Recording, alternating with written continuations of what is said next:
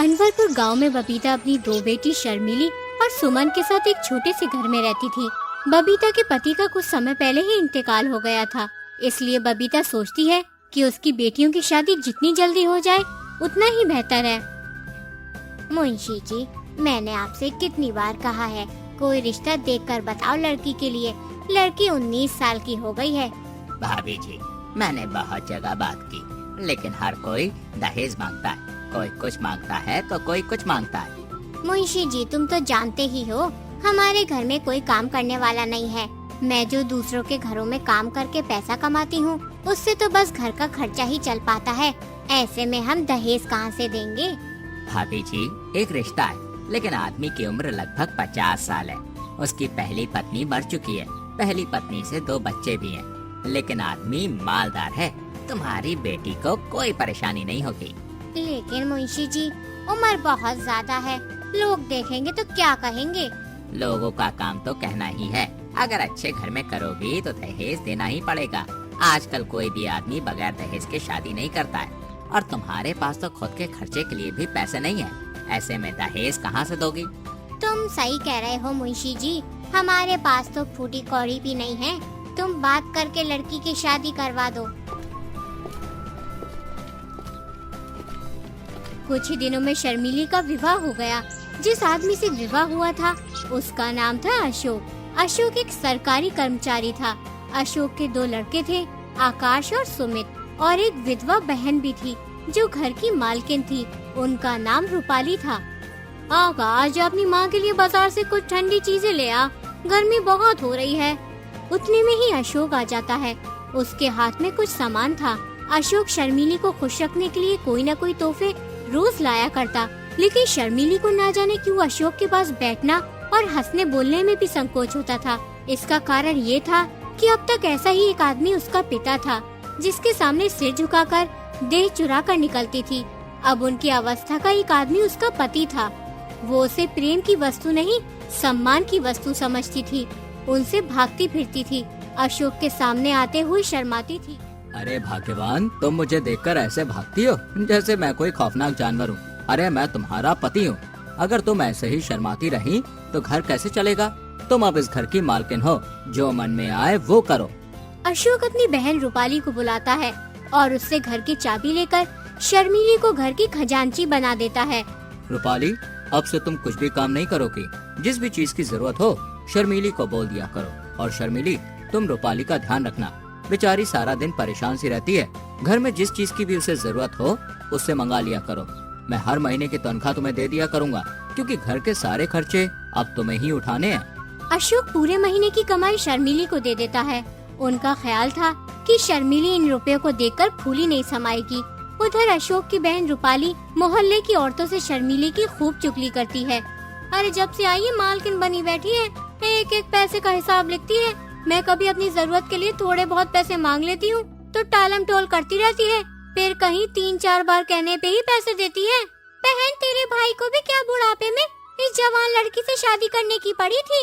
कोई मेल भी तो हो, देखने में उनकी बेटी लगती है। अपनी शादी न करके अशोक की शादी कर लेता तो सही रहता। अरे चल बहन, मैं चलती हूँ। पता नहीं निगोड़ी घर में क्या कर रही होगी। बच्चे स्कूल से आने ही वाले होंगे, चल के देखती हूँ खाना बनाया है कि नहीं, कहीं बच्चे भूखे तो नहीं बैठे रहे। रूपाली उस दिन से शर्मिली से जलने लगी थी, जब से अशोक ने उसे घर का खजांची बना दिया था। रूपाली हर वक्त शर्मिली को अच्छी बुरी सुनाती थी और उस पर नए नए आरोप लगाती थी। एक दिन शर्मिली छत पर किसी काम के लिए जाती है तो रूपाली कहती है, अरे न लाज है न शर्म, निगोड़ी ने हाया भून खाई है। अब क्या कुछ दिनों में बाजार में नाचेगी, लोग देखेंगे तो क्या कहेंगे कि कल परसों की बहू छत पर चढ़ी डोल रही है। अरे अपने घर को सीखा था या नहीं? दीदी, मैं कपड़े लेने गई थी, आंधी बहुत तेज आ रही थी, कपड़े कहीं उड़ न जाए इसलिए मैं चली गई थी। अरे मुझे बुला लेती, मैं क्या मर गई थी? लेकिन तू मुझे क्यों बुलाएगी? तुझे तो दूसरों से नैन लड़ाने हैं। घर का सारा काम यूं ही पड़ा है। बच्चे स्कूल से आने ही वाले होंगे, उनके लिए खाना पकाया है कि नहीं? सुबह से कपड़े ही धो रही थी, बस अभी फारिग हुई हूँ, अब खाना ही बनाने जा रही थी। और 2 जोड़ी कपड़े धोने में सुबह से दोपहर कर देती है। किसी बात की कोई फिक्र ही नहीं है, ना बच्चों की फिक्र है ना अशोक की। खुद तो पूरे दिन खाती ही रहती है और बच्चों को भूखा रखती है। आज उनकी माँ होती तो कितने प्यार से रखती उन्हें। बेचारे की जिंदगी खराब हो गई। पहले पैसे मेरे हाथ में रहते थे तो बच्चों को थोड़े बहुत पैसे दे दिया करती थी, लेकिन जब से अशोक ने पैसे तुझे देना शुरू किए हैं तब से तूने बच्चों को 1 रुपए भी नहीं दिए हैं। बिना माँ के बच्चों को कौन पूछे। पहले 1 रुपये की मिठाइयाँ खा जाते थे, अब दहले दहले को तरसते हैं। शर्मिली बिना कुछ कहे रूपाली की सारी बातें सुनती रहती है। बेचारी कभी उल्टा जवाब नहीं देती। एक कमरे में जाकर खूब रोती और अपने नसीब को कोसती, लेकिन रूपाली को शर्मिली पर बिल्कुल तरस नहीं आता। वो छिप छिप कर उसी बातें सुना करती। शर्मिली रूपाली को देखकर कांपती रहती थी। एक दिन शर्मिली ने अपने पति से कहा, आप जरा जीजी को समझा दीजिए, क्यों मेरे पीछे पड़ी रहती हैं? तुम्हें कुछ कहा है क्या? रोज ही कहती हैं, बात मुंह से निकालना मुश्किल है।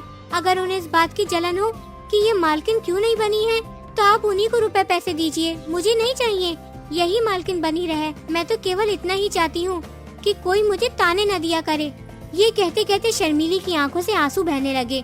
अशोक को अपना प्रेम दिखाने का ये बहुत ही अच्छा मौका मिला। मैं आज ही उनकी खबर लूंगा, साफ कह दूंगा, मुंह बंद करके रहना है तो रहो, नहीं तो अपनी राह लो। इस घर की मालकिन वो नहीं है, तुम हो।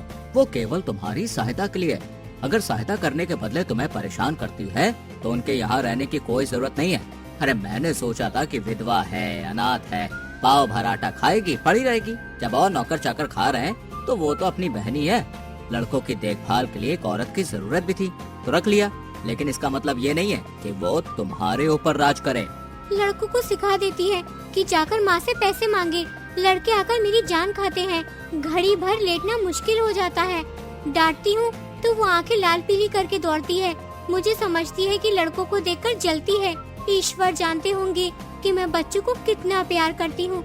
आखिर मेरे ही तो बच्चे हैं, मुझे उनसे जलन क्यों होने लगी? तुम्हें जो लड़का परेशान करे उसे पीट दिया करो।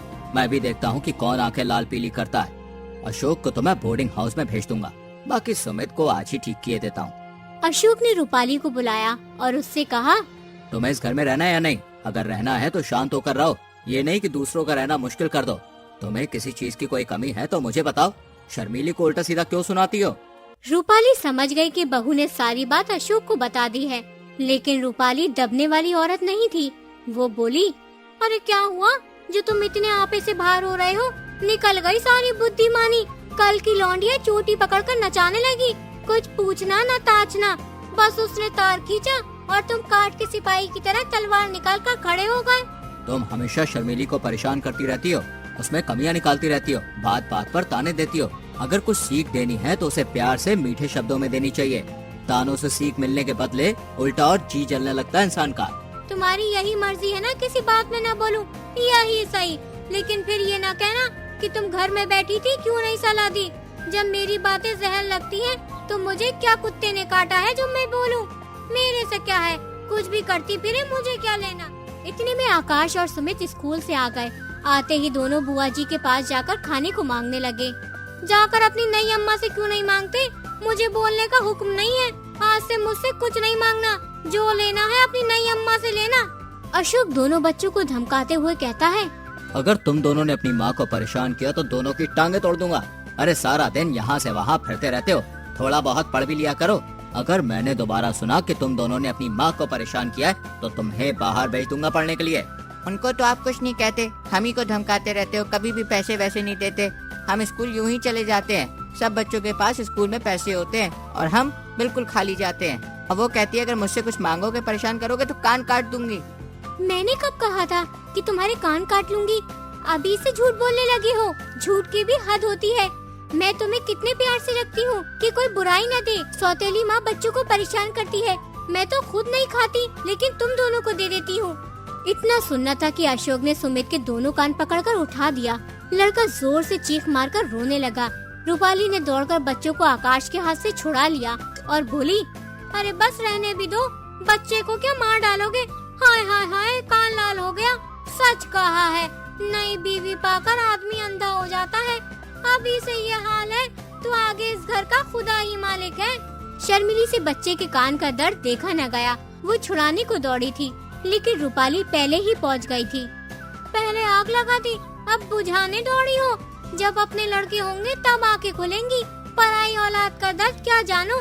मुझसे इन बच्चों का दर्द देखा नहीं जाता, वरना इस घर से कब की चली जाती। खड़े तो हैं, पूछ लो ना, मैंने क्या आग लगा दी। मैंने इतना ही कहा था कि लड़के मुझसे पैसे बार बार मांगते हैं, इसके सिवाय जो मेरे मुंह से निकला हो तो मेरी आंखें फूट जाएं। मैं खुद इन दोनों की शरारत देखता हूँ, अंधा थोड़ी ना हूँ मैं। अरे दोनों जिद्दी और मुंह जोर हो गए। आकाश को तो मैं आज ही हॉस्टल में भेज देता हूँ। प्रिंसिपल से मेरी बात हो गई है, इसका सारा सामान पैक कर दो। अरे अब तक तुम्हें इनकी कोई शरारत न सूझी थी, आज आके क्यों इतनी तेजी से खुल गई? बच्चा हॉस्टल में अकेला कैसे रहेगा? अगर इसकी माँ होती तो ऐसा कभी ना होने देती। तुम्ही ने इन्हें बिगाड़ के रखा है, ना मैं तुम्हें घर की मालकिन बनाता ना ये बिगड़ते। अरे मैं तो ही विष की गांठ हूँ, मेरे ही कारण तुम्हारा घर चौपट हो रहा है। लो मैं जाती हूँ, तुम्हारे लड़के हैं, मारो चाहे काटो, ना बोलूंगी। ये कहकर रूपाली वहाँ से चली जाती है। शर्मीली बच्चे को रोता देखकर परेशान हो उठी। वो सुमित को अपने कमरे में लाकर उसे चुप कराने लगी, लेकिन बालक और जोर जोर से रोने लगा। अशोक को लगा अब शर्मीली मुझसे खूब हंसी मजाक किया करेगी, लेकिन उसकी ये आशा पूरी नहीं हुई। पहले तो शर्मीली कभी कभी उनसे हंस बोला भी करती थी, लेकिन अब बच्चों के ही लालन पालन में व्यस्त रहने लगी। जब घर आते तो बच्चों को उसके पास बैठा पाते, कभी देखते कि उन्हें नहला रही है, कभी कपड़े पहना रही है, कभी उनके साथ कोई खेल खेल रही है और कभी कभी कोई कहानी सुना रही है। एक दिन अशोक का एक दोस्त अशोक से मिलने आया और अशोक से कहने लगा, आजकल तो बहुत अच्छे से हंसी खुशी रहते होगे नई बीवी के साथ। अरे तुम बड़े भाग्यवान हो यार, जो इस अधेड़ उम्र में जवान पत्नी मिल गई। बहुत ख्याल रखती होगी तुम्हारा। यहाँ देखो, अरे जिंदगी बवाल हो रही है, मैं तो दूसरी शादी की फिक्र में हूँ। अरे कोई लड़की वड़की हो तो बताओ यार। अरे ऐसी गलती ना कर बैठना, नहीं तो पछताओगे। लौंडिया तो लौंडों से ही खुश रहती है, हम तुम अब उस काम के नहीं रहे। सच कहता हूँ भाई, मैं तो शादी करके यार बहुत बुरी तरह से पछता रहा हूँ। अरे बुरी बला गले पड़ी, सोचा था 2-4 साल और जिंदगी के मजे उठा लूं, लेकिन अब अरे ऐसा लगता है कि भाई जिंदगी की बहुत बड़ी गलती हो गई। अशोक भाई तुम भी क्या बात करते हो यार, लौंडिया को पंजों में लाना क्या मुश्किल बात है। जरा सैर तमाशे दिखा दो, उनके रंग रूप की तारीफ कर दो, बस रंग जम गया। मैं ये सब कुछ करके हार चुका हूँ भाई। अच्छा तो मेरी एक सलाह मानो, जरा अपनी सूरत बनवा लो। अरे आजकल यहाँ एक बिजली के डॉक्टर आए हुए हैं जो बुढ़ापे के सारे निशान मिटा देते हैं। अरे क्या मजाल कि चेहरे पर एक झुर्रियाँ या सर का बाल पका रह जाए, ना जाने भाई क्या जादू कर देते हैं। अरे भाई मैं तो कह रहा हूँ आदमी का होलिया ही बदल देते हैं। क्या? ये तो बहुत अच्छी बात है, लेकिन फीस क्या लेते हैं भाई? अरे फीस तो यार मुझे पता नहीं, शायद 500 रुपए लेते होंगे। ऐसे काम के लिए इससे कम तो भाई होगा नहीं। अजी कोई पाखंडी होगा, अरे बेवकूफों को लूट रहा होगा। कोई मेकअप वेकअप लगाकर 2-4 दिन के लिए जरा चेहरा चिकना कर देता होगा। इश्तेहारी डॉक्टरों पर तो अपना विश्वास ही नहीं है। देखो 10-5 की बात होती तो कहता जरा दिल लगी ही सही। 500 रुपए भाई बड़ी रकम है यार। अरे तुम्हारे लिए 500 रुपए कौन सी बड़ी बात है भाई, एक महीने की आमदनी है। अरे मेरे पास तो 500 रुपए होते ना तो सबसे पहला काम यही करता। जवानी के 1 घंटे की कीमत 500 रुपए से कहीं ज्यादा है। अरे यार कोई सस्ता नुस्खा बताओ, इतने पैसे हम नहीं दे सकते। तो फिर जवान लड़कों की तरह कपड़े पहनो, गले में सोने की जंजीर पड़ी हुई हो, आंखों में सुरमा और बालों में खुशबू वाला तेल पड़ा हुआ। अरे तो उनका पिचकना भी जरूरी है, जरा तकलीफ तो होगी, लेकिन फिर देखो कैसे तुमसे हंस हंस के बातें करेगी। और हाँ 10-20 शेर भी याद कर लो। अरे जब भी बात करो ना शायरी कहते हुए करो। 1 महीना मेरी बात का इम्तिहान करके देखो भाई, अगर वो तुम्हारा दम ना भरने लगे तो जो जुर्माना कहो वो दूं। अशोक ने उस वक्त तो ये बातें हंसी में उड़ा दी, लेकिन इसमें से कुछ बातें उसके मन में बैठ गईं।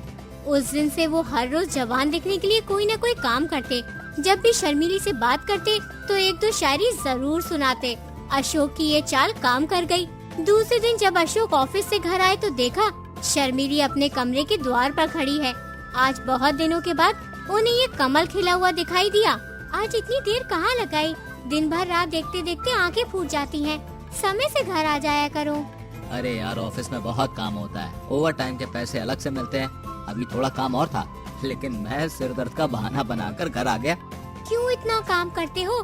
काम उतना ही करना चाहिए जितना आराम से हो सके। प्राण देकर थोड़ी ना काम किया जाता है। मुझे रुपया का लालच नहीं है, तुम आराम से रहोगे तो रुपए बहुत मिलेंगे। भाई आती हुई लक्ष्मी भी तो ठुकराई नहीं जाती ना। लक्ष्मी अगर रक्त और मांस की भेंट लेकर आती है तो उसका ना ही आना अच्छा है। मैं धन की भूखी नहीं हूँ। इस वक्त आकाश स्कूल से लौटा और बोला, अम्मा जी कुछ खाने को दे दीजिए। शर्मिली ने एक प्लेट में खाना लाकर आकाश को दे दिया। आकाश खाना लेकर चला गया। पहले तो घर में आते ही नहीं थे, मुझसे बोलते में भी शर्माते थे। किसी चीज की जरूरत होती तो बाहर से ही मंगवाने के लिए भेजते।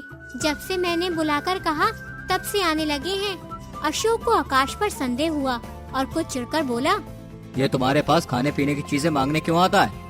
इसे यहाँ आने मत दिया करो, दीदी के हाथ भिजवा दिया करो। शर्मिली ने ये बात प्रशंसा पाने के लिए लोभ में कही थी। वो ये दिखाना चाहती थी कि मैं तुम्हारे लड़कों को कितना चाहती हूँ। ये कोई बनावटी प्रेम न था, उसे लड़कों से सचमुच प्यार था। लेकिन शर्मिली का ये वार उल्टा पड़ गया। अशोक आकाश पर शक करने लगा। वो उसे शर्मिली से दूर रखना चाहता था। इसलिए अशोक ने कहा, देखो मैं चाहता हूँ कि कल से तुम स्कूल में ही रहा करो। मैं मास्टर जी से कहकर तुम्हारा इंतजाम करवा दूंगा। मुझे वहाँ रहने में कोई आपत्ति नहीं है, जब से कहिए मैं चला जाऊंगा। आकाश उदास होकर अपनी बुआ के पास जाकर बोला, बाबूजी ने मुझे कल से स्कूल में रहने को कहा है। कह रहे थे कि तू यहाँ आवाराओं की तरह इधर उधर फिरता रहता है, स्कूल में रहेगा तो आवारागर्दी से बचूंगा मैं। आकाश एक होनहार लड़का था। ये बात अशोक भी जानता था, लेकिन उसे शर्मिली से दूर रखना चाहता था, इसलिए उसे स्कूल भेज रहा था। फिर रूपाली बोली, ये तुम्हारी नई अम्मा का करा धरा है, उसी ने कहा होगा। नहीं बुआ जी, मुझे उन पर कोई शक नहीं है। वो बेचारी भूल से भी कभी कुछ नहीं कहती। तू ये तिरिया चरित्र क्या जाने, ये उसी की लगाई हुई आग है। देख मैं अभी जाकर पूछती हूँ। रूपाली झल्लाई हुई शर्मिली के पास जा पहुँची। उसे आड़े हाथ लेने का, कांटों में घसीटने का, तानों से छेदने का, रुलाने का सुअवसर वह हाथ से जाने नहीं देती थी। शर्मिली उनका आदर करती थी, उनसे दबती थी, उनकी बातों का जवाब न देती थी। वह चाहती थी कि ये सिखावन की बातें कहे, जहाँ मैं भूलूं वहाँ सुधारे, सब कामों में देख रेख करती रहे। पर रूपाली उस पे तनी ही रहती थी। मैं पूछती हूँ, क्या तुम सबको घर से निकालकर अकेले ही रहना चाहती हो, जो हर वक्त अशोक के कान भरती रहती हो? क्या हुआ दीदी जी, मैंने तो किसी से कुछ नहीं कहा। आकाश को घर से निकालने की तैयारी हो रही है और उस पर कहती हो मैंने तो कुछ भी नहीं कहा। क्या तुमसे इतना भी देखा नहीं जाता? दीदी जी, तुम्हारे चरणों को छूकर कहती हूँ, मुझे कुछ नहीं मालूम। मेरी आंखें फूट जाएं अगर उसके बारे में मुंह तक खोला हो। मैं खुदा की कसम खाती हूँ। अरे क्यों व्यर्थ कसमें खाती हो? अब तक अशोक कभी लड़के से नहीं बोलते थे। एक हफ्ते के लिए आकाश ननिहाल चला गया था तो इतने घबराए कि खुद जाकर ले आए थे। अब इसी आकाश को घर से निकालकर स्कूल में रखे देते हैं। अगर लड़के का बाल भी बाका हुआ तो तुम जानोगी, वह कभी बाहर नहीं रहा। उसे न खाने की सुध रहती है न पहनने की। जहाँ बैठता है वहीं सो जाता है। कहने को तो जवान हो गया है, पर स्वभाव लड़कों सा ही है। स्कूल में उसकी मरण हो जाएगी। वहाँ किसे फिक्र है कि किसी ने कुछ खाया है कि नहीं? जब घर में कोई पूछने वाला नहीं तो बाहर कौन पूछेगा? अशोक जब ऑफिस से लौटा तो शर्मिली ने तुरंत आकाश के बारे में कहा, तुम आकाश को स्कूल में छोड़ने की कह रहे थे। मैं आजकल थोड़ी अंग्रेजी पढ़ती थी, उसके चले जाने पर उसके पढ़ने का हरज ना होगा। अशोक को अब तक ये बात ना मालूम थी कि शर्मिली आकाश से अंग्रेजी पढ़ती है। शर्मिली सोच रही थी कि अगर थोड़ी बहुत अंग्रेजी बोलनी आ गई तो अशोक से बात करके उन्हें चकित कर दूंगी। लेकिन ये बात सुनकर अशोक की छाती पर सांप लौट गया। वो तेवर बदलकर बोले, वो कब से पढ़ा रहा तुम्हें? मुझसे तो तुमने कभी नहीं कही ये बात। शर्मिली ने अशोक का ये रूप कभी नहीं देखा था। वो डरकर बोली, उनके पढ़ने में तो इससे कोई हरज नहीं होता। मैं उसी वक्त उनसे पढ़ती हूँ जब उन्हें फुर्सत रहती है। ये बात सुनकर अशोक माथे पर हाथ रखकर चिंता में मग्न हो गया। उसने जितना समझा था बात उससे कहीं अधिक बढ़ गई थी। अशोक को अपने ऊपर गुस्सा आया कि मैंने पहले ही क्यों ना इस लौंडे को बाहर रखने का प्रबंध किया। आजकल जो ये महारानी इतनी खुश दिखाई देती है, इसका रहस्य अब समझ आया। पहले कभी कमरा इतना सजा धजा ना रहता था। अशोक अगले ही दिन आकाश को हॉस्टल छोड़ आता है। हॉस्टल में जाने के बाद आकाश अपनी पहली माँ को याद करके बहुत रोता है। न कुछ खाता है न कुछ पीता है, जिससे उसका शरीर सूख जाता है। जब ये बात शर्मिली को पता चलती है तो वो बहुत परेशान होती है। सुमित, तुम स्कूल जाकर आकाश को बुला लाओ, कहीं वो बीमार न हो जाए। वहाँ कोई देखभाल करने वाला भी नहीं है। तुम आकाश से कहना माँ बुला रही है, तुम्हें बहुत याद करती है। माँ, मैं कल जाकर भैया को बुला लाऊंगा। तुम भैया की इतनी चिंता क्यों करती हो? देखो कैसा हाल हो गया तुम्हारा। अगले दिन सुमित आकाश से मिलने स्कूल जाता है और आकाश से कहता है, भैया जी, अम्मा तुम्हें बुला रही है। जब से तुम यहाँ पे आए हो तब से उन्होंने कुछ भी नहीं खाया। दिन पे दिन कमजोर होती जा रही है, सारा दिन बस रोती रहती है। लेकिन जब बाबूजी आते हैं तो वो बाबूजी को खुश रखने के लिए हंसने लगती है। जब कल मैं यहाँ से गया ना तो तुम्हारा हाल पूछने लगी। मैंने कहा वो तो कहते थे कि अब कभी इस घर में कदम न रखूंगा। मैंने कुछ झूठ तो कहा नहीं, तुमने ही मुझसे कहा था। उनका इतना सुनना था कि फूट फूट के रोने लगी। इतने में बाबूजी आ गए। बस तुरंत आके पहुंचकर मुस्कुराती हुई उनके पास चली गई। 2 दिन में वो कितनी दुबली हो गई हैं। तुम्हें ये देखकर उन पर दया आ जाएगी, तो चलो ना मेरे साथ। आकाश बिना जवाब दिए वहाँ से चला जाता है। अब वो समझ जाता है और खुद से ही कहने लगता है, आज तक किसी पिता ने अपने पुत्र पर इतना निर्दयी कलंक ना लगाया होगा। बाबूजी को मुझ पर ये संदेह क्यों हो रहा है? इसका क्या कारण है? मुझ में ऐसी कौन सी बात उन्होंने देखी जिससे उन्हें ये संदेह हुआ? हाँ, अब याद आया। मैं नई अम्मा से कुछ खाने को मांगने गया था। बाबूजी उस समय वहीं बैठे थे। उसी वक्त उनका चेहरा तमतमा गया था। उसी दिन से नई अम्मा ने मुझसे पढ़ना छोड़ दिया। अगर मैं जानता कि मेरा घर में आना जाना, अम्मा जी से कुछ कहना सुनना और उन्हें पढ़ाना लिखाना पिताजी को बुरा लगता है, तो आज ये नौबत नहीं आती। और नई अम्मा, उन पर क्या बीत रही होगी? हाय, उनका सरल हृदय ये आघात कैसे सहेगा? बेचारी मुझे अपना बेटा समझती है और पिताजी मुझ पर शक करते हैं। अम्मा ने 2 दिन से खाना नहीं खाया, हर दम रोती रहती है। कैसे जाकर समझाऊं वो इस अभागे के पीछे क्यों अपने आप को इस परेशानी में डाल रही है? वो बार बार मेरा हाल पूछती है, क्यों बार बार मुझे बुलाती है। कैसे कह दूं कि माँ, मुझे तुमसे जरा भी शिकायत नहीं, मेरा दिल तुम्हारी तरफ से साफ है। बाबूजी, तुम ये क्या कर रहे हो? इन ख्यालातों से आकाश की तबीयत बहुत खराब हो गई और उसे एक बहुत ही बड़ी बीमारी हो गई। डॉक्टरों ने लाइलाज बीमारी बता दी। इससे अशोक बहुत परेशान हो गया। उस अनर्थ की कल्पना से ही अशोक के रोंगटे खड़े हो गए और कलेजा धक धक करने लगा। वो आग जो उन्होंने अपने ठिठुरे हुए हाथों को सेकने के लिए जलाई थी, अब उनके घर में लगी जा रही थी। इस करुणा, शोक, पश्चाताप और शंका से उनका दिल घबरा उठा। अगर उसके गुप्त रोने की आवाज बाहर आ जाती तो सुनने वाले रो पड़ते, उनके आंसू बाहर निकल सकते। उन्होंने अपने बेटे के बेरंग चेहरे को प्यार भरी निगाहों से देखा और दर्द से बेहाल होकर उसे अपनी छाती से लगा लिया और इतना रोया कि हिचकी आने लगी।